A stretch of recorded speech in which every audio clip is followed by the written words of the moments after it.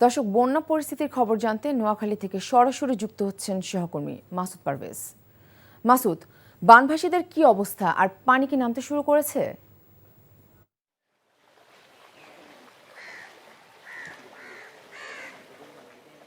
হ্যাঁ, নাফিসা, আপনি যেরকম বলছিলেন, নোয়াখালীতে গতকাল রাত থেকে এখন পর্যন্ত আর কোনো বৃষ্টিপাত হয়নি।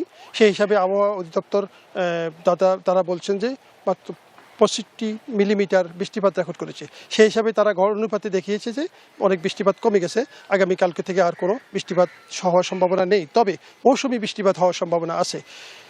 আমি যেখানে দাঁড়িয়ে আছি আপনি দেখতে পাচ্ছেন যে আমার পায়ের নিচে এখনো পানি, আমার ডাইনে পায়ে বামেও পানি। সেখানে আমার পিছনে জজকোর্ট, সামনে শহীদ মিনার, ডান পাশে আমাদের নোয়াখালী প্রেস ক্লাব, আর ডান পাশে আছে আমাদের নোয়াখালী সার্কিট হাউস, যেখানে পুলিশ সুপার এবং জেলা প্রশাসকের বাসভবন, আর সামনে আমার শহীদ মিনার। তো এখানে সবসময় জলমগ্ন হয়ে থাকে।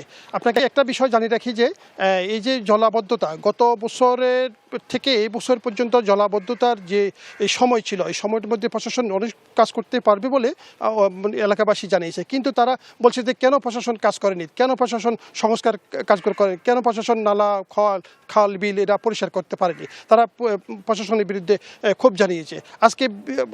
আজকে তারা একটা সামাজিক সংগঠন তারা সময় বেঁধে দিয়েছেন যে আগামী রোববারের মধ্যে যদি প্রশাসন কোনো উদ্যোগ না নেয় জলাশয় পরিষ্কার অথবা জলাবদ্ধতা নিরসনে, সেই হিসাবে তারা রাস্তায় নামবে বলে তারা হুঁশিয়ারি দিয়েছেন। সেই হিসাবে আমি প্রশাসনের সাথে কথা বলেছি। সেনাবাহিনীর নেতৃত্বে একটি টিম কাজ করবে আগামী রোববার সকাল থেকে। তারা বলছে যে খাল বিল নালী যত ময়লা আছে সবগুলো তারা পরিষ্কার করবে।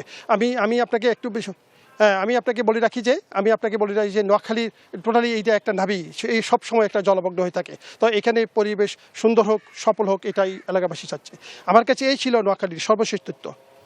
বান্ডেল থাকলে প্রতি সেনমানিতে টাকা বাঁচবে। বিকাশ সেনমানি বান্ডেল কিনে জিতুন প্রতি লেনদেনে।